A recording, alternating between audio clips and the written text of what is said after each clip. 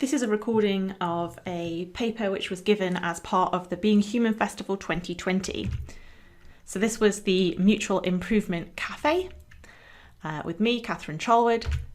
And just to briefly point out that Being Human is the only UK's National Festival of the Humanities, led by School of Advanced Study and University of London, in partnership with the AHRC and the British Academy.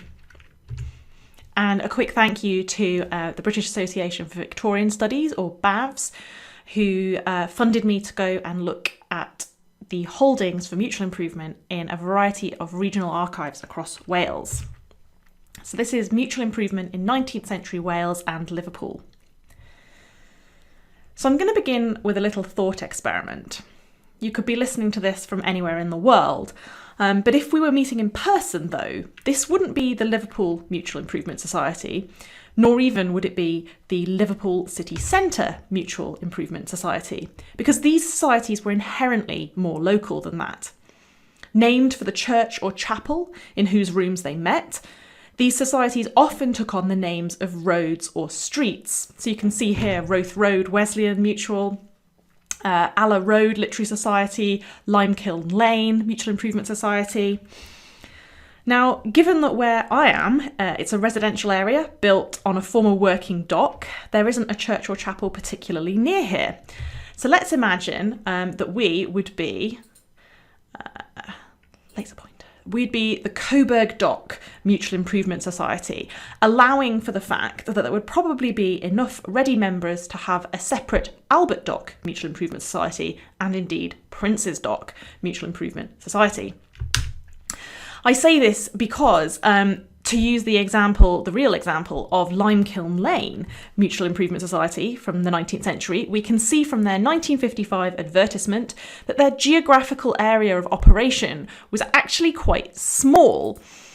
So I've identified the points over here, and actually these three are the ones where things take place or where the members live. The only real outlier is the printer. So it's a really local area of operation. So to return to my thought experiment, we're all members of the Coburg Dock Mutual Improvement Society, and as such we each have a membership card. We paid a small annual fee for the privilege, and this gives us access to all society events. We see each other on the same weekday evening at the same time every week, organised into different sessions, programmes or syllabuses. As we'll explore in further detail later on, we might hear a paper or lecture, hold a debate on a pre-agreed topic, or draw topics out of a hat for impromptu speeches. We elected a committee, and I'm almost certainly not at the helm because these tended to be male-run, although some societies did allow women as members. After a while, we might set up a reading room or small lending library. We might even change our name to Literary and Debating Society or Literary and Scientific Institution. And you can see a few examples here of how mutual improvement societies become known by different names later on. All of this introduction, apart from attempting to form us into some sort of temporary community, is to make it clear from the off two key aspects of mutual improvement societies. They were incredibly local affairs. That's point number one. They were really a widespread phenomenon, and especially when you realise that literary society and literary and scientific institutions were actually the same thing. On the notion of how widespread these were, one article actually reports that in 1902, the Liverpool Wesleyan District Synod says that they have 1,556 members of mutual improvement societies. And that's just mutual improvement societies within a Wesleyan context, right? So those particular societies were presumably run out of Wesleyan chapels and as such probably had a slightly more religious bent, which leads me to a third introductory point. They vary in their makeup of membership and outlook, because some mutual improvement societies are more religious than others. Some societies are set up specifically to cater to the population of a specific ironworks or the like. While some scholars like to claim that mutual improvement societies are really solely the realm of the working class, unlike the mechanics institutes, which were very much taken over by the middle classes, from what I've seen in the societies I've studied, there was quite a mixture between the working class and middle class in terms of mutual improvement. but there is a very strong focus on improving the working class throughout. Let's just get rid of that laser pointer. Now, answering this particular question could take forever, or a whole book which I don't have the time or expertise to write. So I'm going to restrict myself to illustrating essentially 3 things about mutual improvement societies. They are educational and aspirational. This is a chance to learn new things, not necessarily with a clear object in mind, save the generic goal of self-improvement. They draw on local expertise. Part of the process seems to be about learning who's in your neighbourhood and the perhaps hidden talents therein. It's also a great chance for local pride, given that societies would debate each other in scheduled meetings and then report the winners in the local press. And mutual improvement was not intended to be passive. You don't go to receive, you go to participate and to get better. A classic opening gambit of a mutual improvement society is to begin with the subject of self-improvement, or in this case, self-culture. Mr. Davies notes that school instruction, however excellent, was but a small instalment towards the due cultivation of the mind. The foundation of education, it was true, was laid in school. It was there that their studies were shaped and directed. But he goes on to an extended riff on how such school studies must be supplemented by a course of self-instruction. This is a slight misnomer, though, because these societies foster learning together. Mutual improvement was a form of further education, in that it went beyond the prescribed provision at school, was voluntary, and aimed at the increase of one's education. With far more emphasis on the togetherness aspect, in an example closer to home, the Hope Street Mutual Improvement Society used to have the prestige of author, thinker and professor Reverend James Martineau as one of their leaders.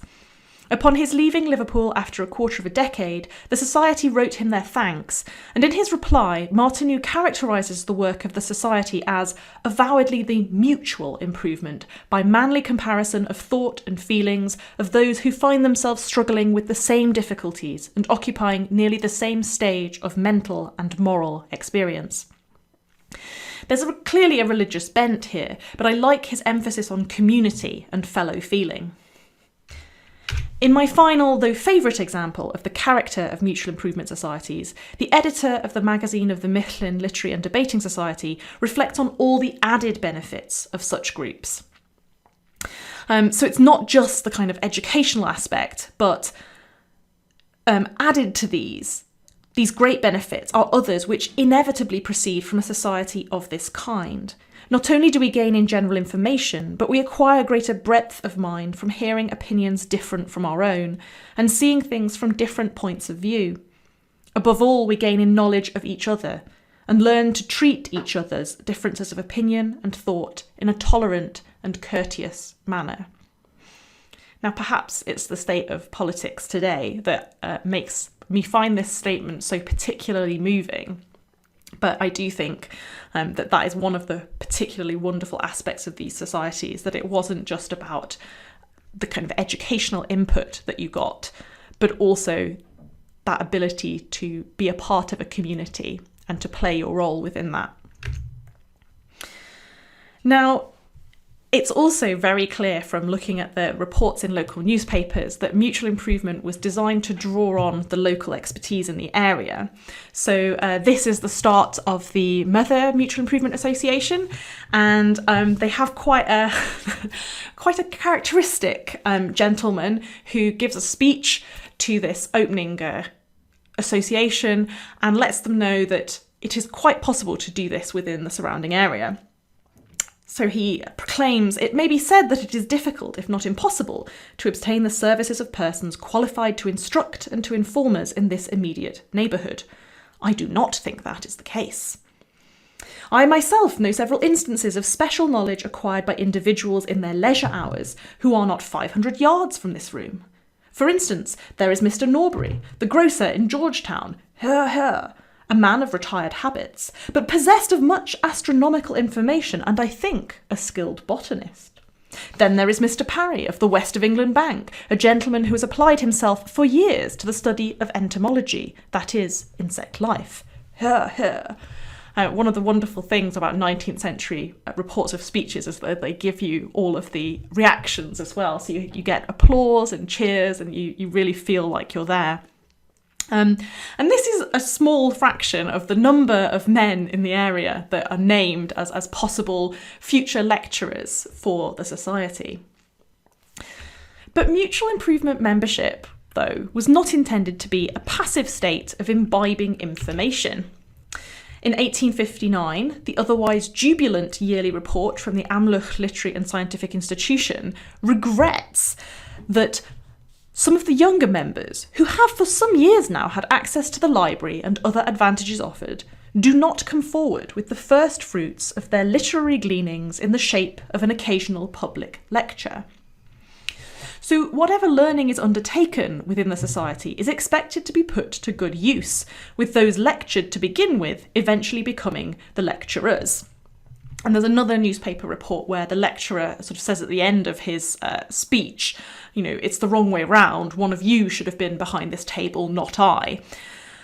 And to be fair, this is also a matter of sustainability, since while societies might initially and then occasionally draw on local knowledge of professionals within their immediate surroundings, this wouldn't really work out as a long-term strategy. In an unusual move, the Treforest Wesleyan Mutual Improvement class appeared to appoint specific critics for each of the papers the class heard, someone tasked with responding critically and publicly to the presentation just given. Their class sounds a bit more terrifying than some. The minutes record that on the 24th of November 1893, the paper was written in an easy-flowing style, but read somewhat rapidly. Much appreciation was expressed within the paper. A few points of adverse criticism were well replied to by the essayist. It is a pity that more do not take part in criticism. Now, while the idea of criticism may scare me, it was seen as an important training ground for their members, and the author counts it a pity that more do not take part, showing that participation really is the name of the game.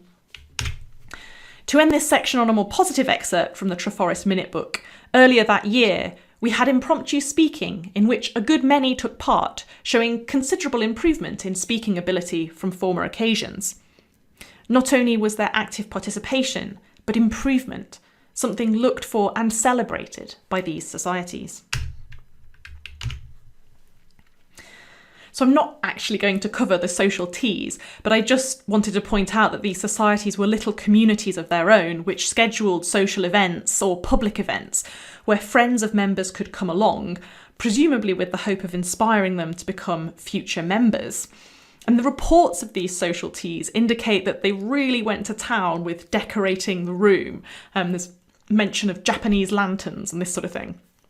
And they really put on a good spread. There's always reports of the types of food served. While there were invited lectures from expert, or at least knowledgeable people, a key aim of these societies was getting people speaking rather than listening. While debating is quite expected and understood, I hadn't come across impromptu speeches before. We saw them with the Treforest class, but this excerpt from the Kerry Mutual Improvement Association shows that subjects were literally pulled from a hat. It's a great training in an improvised stance. So you can see here that when impromptu speeches were drawn from the hat, each member speaking on the subject which he drew. It was arranged to have the same for the next night. And there are a few reports of the topics given, but they varied really quite incredibly. So I'm fairly certain there's one where it's, something around war. It's a very august and serious topic. And then somebody else is supposed to be speaking about butter making. So very much luck of the draw. To give you some sense of the range of subjects discussed and types of activity, here's some I've drawn together from the Kerry records. So this is by going through the minute book and just pulling out what the topic is and the type of meeting it was. So there are more debates than anything else. It's probably not unexpected. But the range of subjects there is quite fascinating. Are we too fond of sport? A worry around sport and physical exercise does seem to be something shared by quite a few societies in the 19th century. Public clocks of London. Yes, a real variety. And you can also see that sometimes they have a magic lantern show. So sometimes it's not just accompanied by slides, but this sort of quite fantastic, very 19th century apparatus. But the one I've highlighted is the war in Transvaal, because I mean, you could do a whole book on the relationship between mutual improvement and politics, which would be fascinating. But what I find incredibly fascinating here is that you've got this tiny society in, border village, Kerry in Wales, and what are they discussing just over a month after it started, the Second Boer War? So they're really actively engaged in what is happening in their wider purview, despite the fact that this is a very local society. And this is something that fascinates me. While speaking was perhaps the primary activity of mutual improvement, societies sometimes also tried to start magazines with varying degrees of success. Lauren Weiss and Kirsty Blair have done fascinating work on this in a Scottish context, and I highly recommend their website, Glasgow Literary Bonds. I'd been holding out for finding a manuscript magazine, and it finally happened in the National Library of Wales. This is my transcription of the front cover of the first number, but you have to imagine seeing this on the first page of an exercise book, handwritten in ink, laid out as if emulating a print publication. The effort that went into these transcribed by hand, circulated by hand magazines for a grand total of approximately 40 people is phenomenal.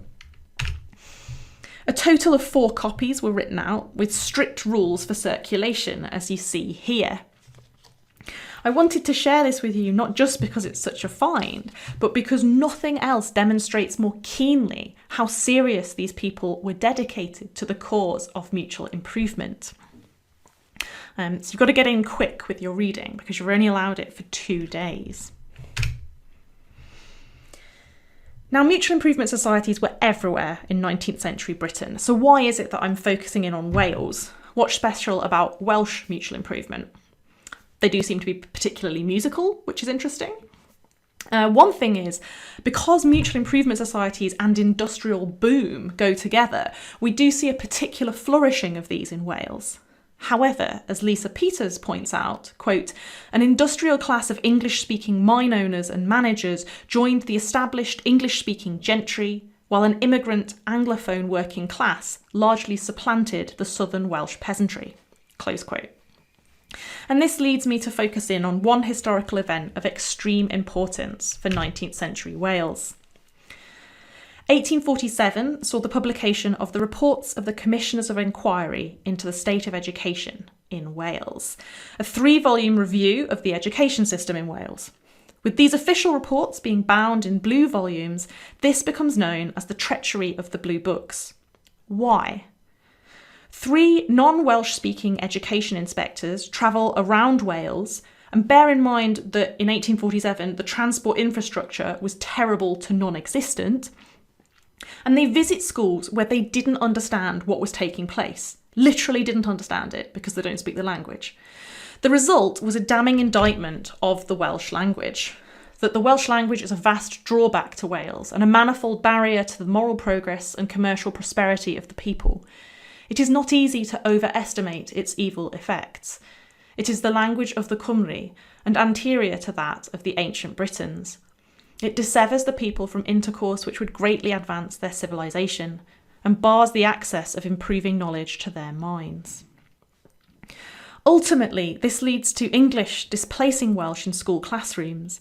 And for me, with my interest in mutual improvement, what is key is that it is English which becomes the language of aspiration, the language for improvers. And I really want to radically say how violently I disagree with this, but we do see this playing out in the workings of mutual improvement societies. A classic debate topic for a Welsh mutual improvement society is this from February 1879 by the Portmaddock Literary and Debating Society: ought Welsh to be preserved as a spoken language? So the relative merit, the relative value of Welsh is really undergoing severe examination in the second half of the 19th century. Interestingly, the writer responding to a question in a 1901 edition of the Mifflin Literary Society magazine has to reassure a member that most certainly will receive contributions in either Welsh or English. Members are allowed to speak in the Society's meetings in either language. That assurance is needed tells us that English as the dominant language has edged out Welsh. However, the next number of the magazine includes an article entitled Secondary Education and Welsh Industries. Here, readers are reminded that however small Wales is geographically, it is exceptionally rich in much material that is indispensable to the wants of humanity. And it's certainly worth bearing in mind that in the 19th century, the amount of coal and indeed water, various kind of materials, were being excavated from Wales and transported for use in England. The article goes on to express a wish for the intermediate schools to teach agricultural principles in evening classes, noting that in this the Welsh language should be very largely employed. So Welsh still has a place, but almost within certain professions and perhaps associated with certain classes. If we track back a bit from the early 1900s, in 1854, the Ebervale Literary and Scientific Institution comment in their minutes on the small supply of Welsh books, and then it's agreed to purchase the following, follows a small list. The committee fully concurred in the wish that the wants of the Welsh members should be attended to. Now, if you look at the library holdings of the Ebervale Literary and Scientific Institutions, it becomes really clear that there is a distinct lack of balance in their holdings of English and Welsh materials. But again, what's interesting here is that this must be introduced as a subject. The slip-up has happened without thinking.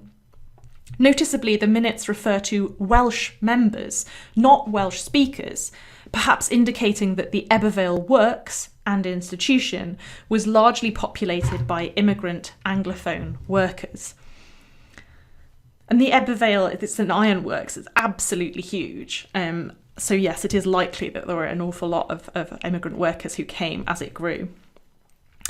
Finally, I want to look at the setting up of a new society quite late in the day in 1910.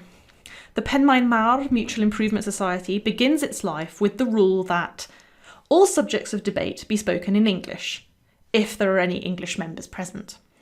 The rest of discussion to be open to the members' discretion.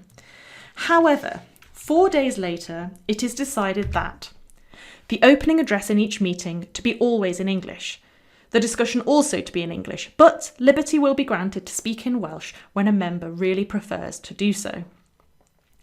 So the net tightens pretty quickly around the Welsh language, that you need to really prefer to do so to have such a liberty granted. While the mutual improvement movement had a real stronghold in Wales then, and there is extreme flexibility in the topics discussed and the setup of individual societies, there is a definite trend through the latter half of the 19th century for the Welsh language to be somewhat sidelined. Though that said, in a beautiful linking of Liverpool and Wales, and because I want to end on a positive note, in 1898, a new Mutual Improvement Society starts in Barmouth with an inaugural lecture in Welsh by a visiting speaker from Liverpool. Thank you very much.